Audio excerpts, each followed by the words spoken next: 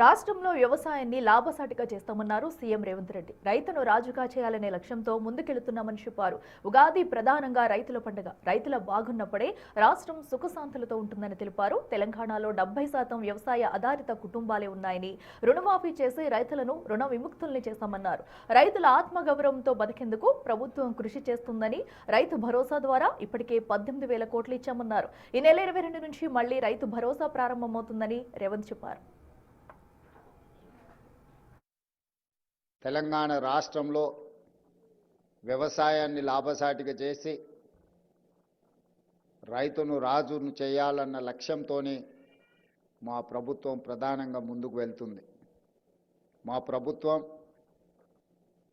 బాధ్యత చేపట్టిన తర్వాత సంక్షోభంలో ఉన్న వ్యవసాయాన్ని, రైతులు పండించిన పంటను కొనుగోలు చేయడానికి ప్రభుత్వాలు ముందుకు రాని సందర్భంలో రైతులు పండించిన పంటకు గిట్టుబాటు ధర ఇవ్వడమే కాదు, వారు పండించిన పంటకు బోనస్ కూడా ఇచ్చి ఈనాడు దేశంలోనే మొన్న కేంద్ర ప్రభుత్వం ప్రకటించిన ప్రకటనలో అతి తక్కువ రుణభారం ఉన్న రైతులు తెలంగాణ రాష్ట్రం మొదటి స్థానంలో ఉన్నదని ప్రకటించడం తెలంగాణకు గర్వకారణం. ప్రతి ఎకరాకు ప్రతి సంవత్సరం 12,000 రూపాయలను ఈనాడు రాష్ట్ర ప్రభుత్వం అందిస్తున్నది.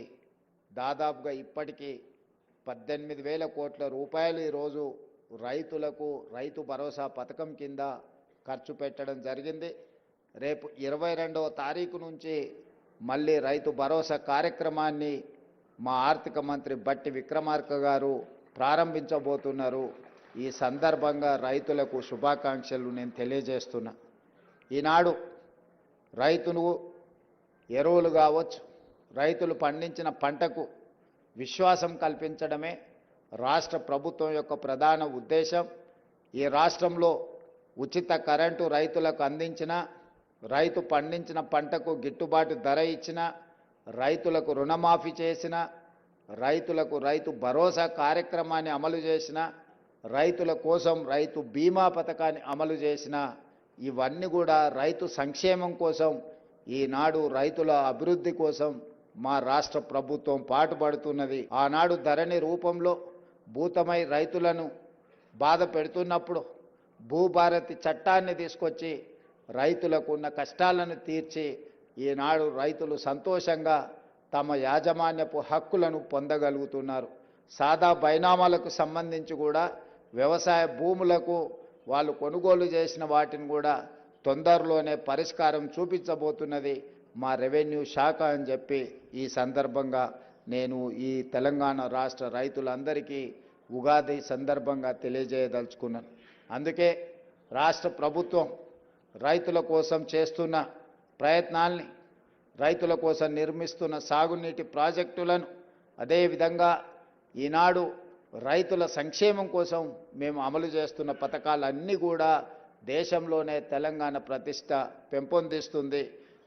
సంతోష్ కుమార్ శాస్త్రి గారు చెప్పినట్టుగా ప్రభుత్వము ఎల్లవేళలా అప్రమత్తంగా ఉంటుంది.